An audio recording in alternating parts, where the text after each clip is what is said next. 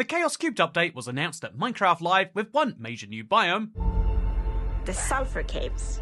This biome has unique blocks, a unique mob, and a weird version of the dripstone spike. It's also the smallest of the cave biomes, something Mojang certainly hopes you'll like. But is this update actually good though? There are lots of things it could clearly add, but as it stands, is there enough fun to be had? This is the good, the bad, and the missing for the Chaos Cube drop. But first, before we stop, here is a quick timeline to explain why this is the right time, because tomorrow we are about to see a Minecraft update release. We're expecting tomorrow or the week after for the 26.20 update. Then in the next 2 weeks, we expect to see the last few features and last major change added before they have to focus on bug fixing the update to actually have it roll out, which will be sometime next month. This means we will be seeing 26.30 in June, which means now is the right time to give feedback, which is why I'm going to do exactly that, because hello, I'm Abyax Toycat, and you can subscribe to this channel if you wish that there were more realistic news and actual analysis going down of updates, and that's exactly what I want to do today. But let's start with what's good about this, and I want to start by saying that even though I am technically a Minecraft boomer, having played since 2012, I'm not going to be giving you boomer takes like, oh yeah, Minecraft beta had builds that were so much better looking like this, because actually I saw someone recreate this in modded Minecraft, and it looks like, well, this.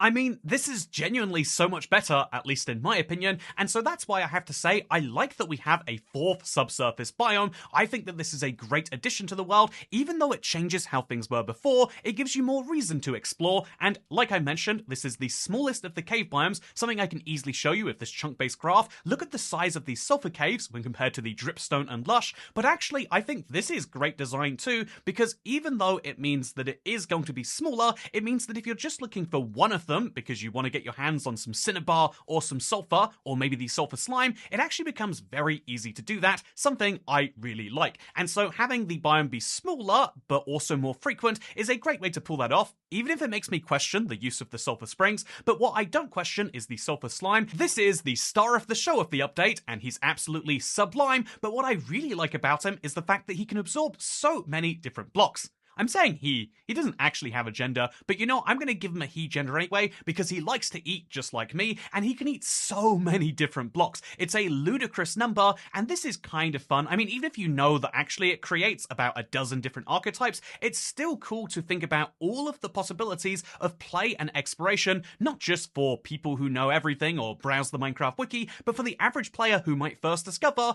oh, he can absorb honeycomb, and then it becomes sticky for some reason. There are so many cool possibilities that I think this update will create, and some of those kind of go into the future as well. I think that every time they bring out new blocks, there's going to be the question of, can the sulfur slime absorb them? Something you might be cynical about and say, well, Mojang clearly won't do that, but one of the other things I like about this update is that the Wandering Trader still is getting updated and just got on Bedrock this easy to miss but important trade. These are important and great things that make me believe that, yeah, they will be considering this biome into the future. And as to the last thing I think is good, I really like Cinnabar, and I'll probably be building with it. As to what I'll be doing with Sulfur, well, I mean, I guess I can make a new chest in my storage room for it. So that is everything I think is good about the Chaos Cubed update. What do I think is the opposite of that? Well, simply put, I think that we can look at the caves from before this update versus now to really get an idea of what the biggest problem is. Here is what the cave on the seed everything looks like at these coordinates right now. As you can see, there is, interestingly, a big patch of grass that comes from the lush caves over there, then there's some water, and then there's a good amount of other blocks that are generating here because it is a no biomed cave,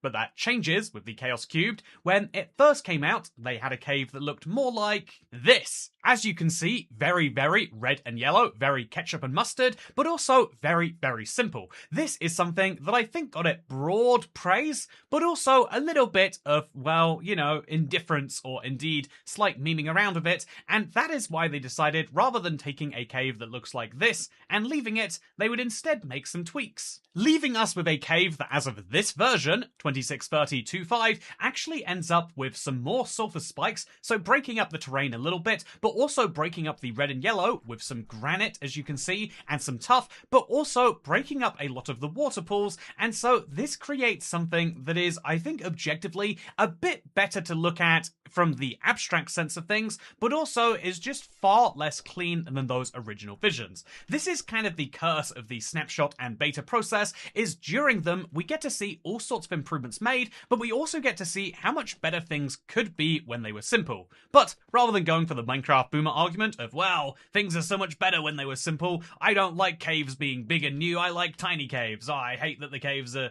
giant like this. I wish we could go back to caves that look like this. Oh, so beautiful. Oh, it goes right to the outside world. That's fun. But it also goes into this mineshaft where you can see, interestingly, sometimes it looks like regular blocks, but also sometimes you get the ketchup and mustard in here too. Or I guess ketchup and undercooked fish, maybe? Anyway, this is what the sulfur caves can look like, but also you can see that sometimes you'll get mineshafts that are lush caves, kind of like we've seen before. But I think that the interesting thing about lush caves and dripstone caves intersecting with mineshafts is that when they do so, they don't ruin the primary purpose, which is to help you find ores. As you can see, look at this copper ore right here. But if you go into a sulfur cave mineshaft, there is a bit of a problem that immediately becomes clear, and that is that you cannot find any ores here. Sulfur blocks, as well as indeed cinnabar blocks, do not generate with any ores inside of them, which means that if you go through a sulfur mineshaft, they look incredible, but you won't find any ores, which is a bit of a problem, I think, to be sure. So this is the second biggest issue. We've seen how the sulfur caves have gotten less focused and started destroying more features, but also how when they coincide with another structure,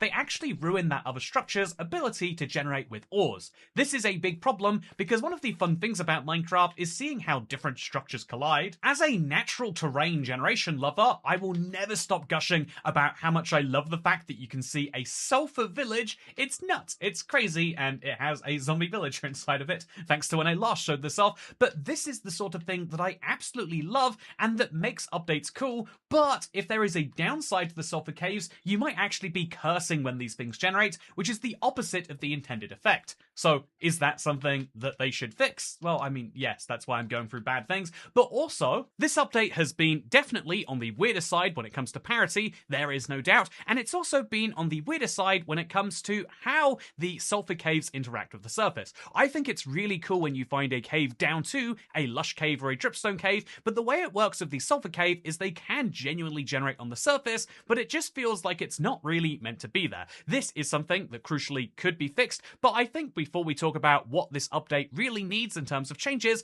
I think we should talk about what else the update could add entirely. Now, to be clear here, with very few weeks left to add, it is very tricky to be comprehensive and expect all of this, but if I were in charge of the Chaos Cubed update, here are some small tweaks that I would add to fit it. First of all, here is a video from Nikoma. It has 500,000 views, and they suggested TNT cubes and geysers, and wow, actually, it seems as though Mojang listened to 2 of these. Very incredible, but even more incredible are these suggestions, the first being Sulfur Fire. This would really add a unique identity to Sulfur and give more people a reason to collect it. Right now, I don't really see myself wanting a yellow and odd-looking block. I mean, maybe as a replacement for sponges when using en masse, but ultimately we have endstone and we have the bamboo planks, and they're both much easier to get, so there kind of is a question of why do we need sulfur outside of its weird effects, and maybe one of those weird effects could be a unique color of fire, and indeed lanterns that could come along with that. I think that this is one of the great ideas, but the second idea that I really enjoyed when watching this video was in the form of a nausea potion.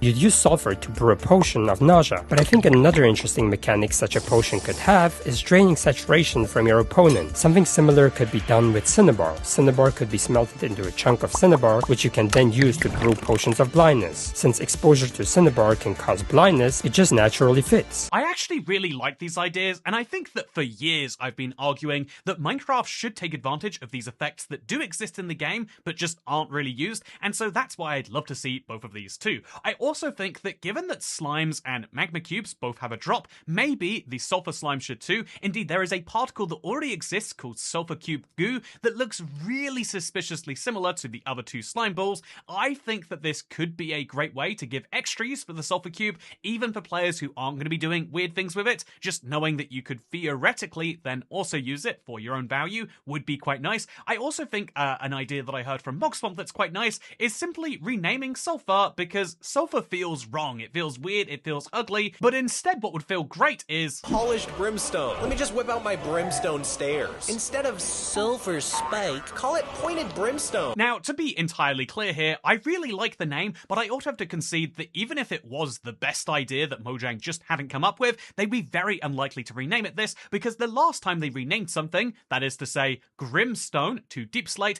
people still stuck by the old name and still protested for months and months and months afterwards, so the number of people who would still insist on calling it Sulfur is too high for them to get away with it, which ultimately is a problem with the snapshot system, and indeed with the early announcements. I think there are lots of upsides, but it means that they can't make a massive rename like this, for maybe good reasons. Also, the only reason Brimstone would make sense is if it was a fiery stone, which only makes sense if the fire thing comes, which right now it has not anyway. So those are ideas that I would be adding to the Chaos Cubed update, but I think that this feedback is really handy, but ultimately I think that it's very unlikely we get a great deal of new features. I would love to see a new cave biome. I'd love to be one of those people who says, are we gonna get the new biome updates? Why don't they just add the Savannah biome? Because after all, you should vote for the Savannah, I've heard from reliable sources. But what's interesting is they could add these things, but instead I think that making tweaks and making changes is what the idea of snapshots and betas is meant to be about,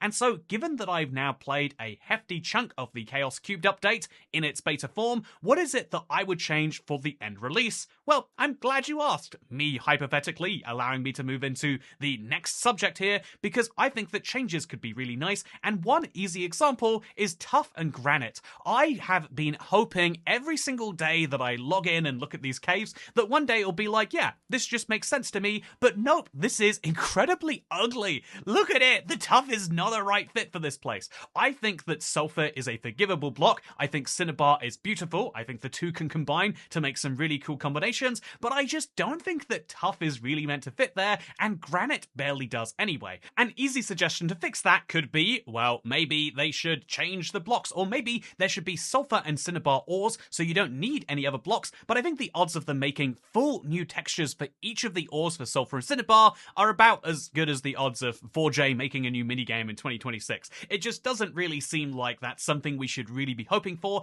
and so instead, I think that Tuff just needs to be replaced with literally anything else, and I literally mean nothing. Put more Sulfur and Cinnabar there, and say that this is the builder's dream paradise biome where you don't have to worry about pesky ores, or create something brand new that can go there instead. I mean, after all, if you've looked around a Sulfur cave recently, actually, have you done that recently? Here is a Sulfur cave in the current Minecraft version, and just keep in mind, crucially, that this is with no night vision turned on. You might think that we have night vision because it is so bright, but nope, that is just how much there is in terms of the glow lichens that exist in this biome. This is a Sulfur cave, and it's entirely filled with very, very, very colourful glow lichen that are producing so much light that you don't ever really have to worry about hostile mobs spawning here. That's why it's kind of weird that one of the parts of the biome's identity is meant to be cave spiders, because you won't really be seeing many of them here. Now, this could be a flaw, this could be something Mojang needs to fix,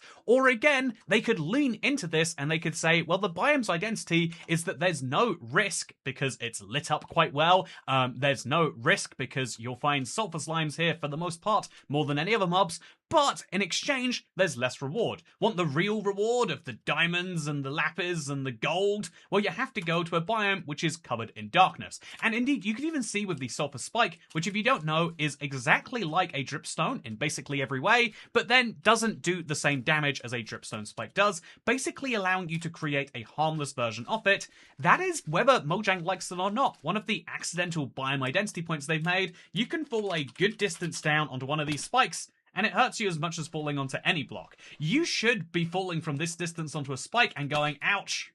Oh, yeah, like that, actually. Anyway, the other big change I would make besides to the cave's identity is probably that relates to these sulfur springs. So again, I think it's really cool that they added geysers to these. I think it's a really fun little addition to Minecraft, but I also think the sulfur spring feels a little pointless. And when I say that, I do mean they are very common, but they don't really need to be because of how common these sulfur caves actually are.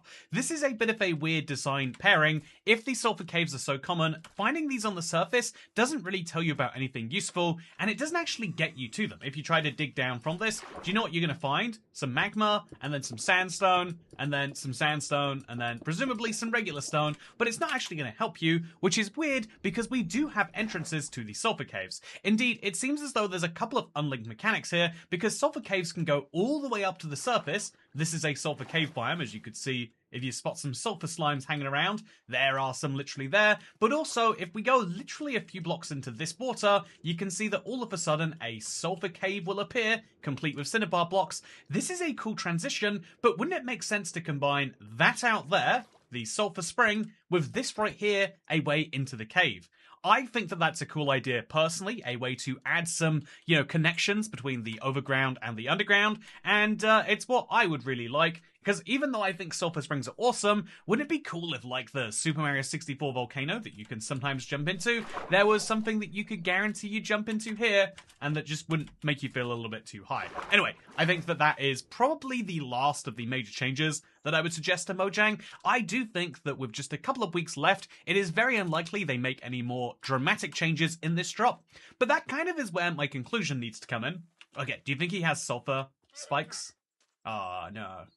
Red sand, though, which is a good point for me to move into. I think my overall opinion is that the Chaos Cube drop is actually a good one, and the reason I have to say actually there is because I do feel that same underwhelmed feeling that other drops have given, but that is more of a complaint about the drop system and its constraints more than it is about the Chaos Cube. Making an update in 2 to 3 months necessarily means they have to be far smaller than making an update every year. Everyone understands that, but what we have here is a drop that within the confines of being made within 2 to 3 months, like in this case, it was announced on March 23rd, and here we are now, barely 6 weeks later, talking about how it's basically finished. I think that within those constraints, this is a really solid drop. I love the idea of them updating another cave biome. I love the fact that they've brought in the Sulfur Cube, and it has so much potential, but I also have to say that I don't really see myself using the Sulfur Cube's potential. Like, I might have some fun with it in creative, but for my survival world, most of what really matters here is a new piece of decorative world generation, that's kind of nice, and a new couple of blocks to go out and maybe mine and destroy an entire biome for, and that's all I really see from this on a personal level. But I would also say that ultimately that is the reality of drops.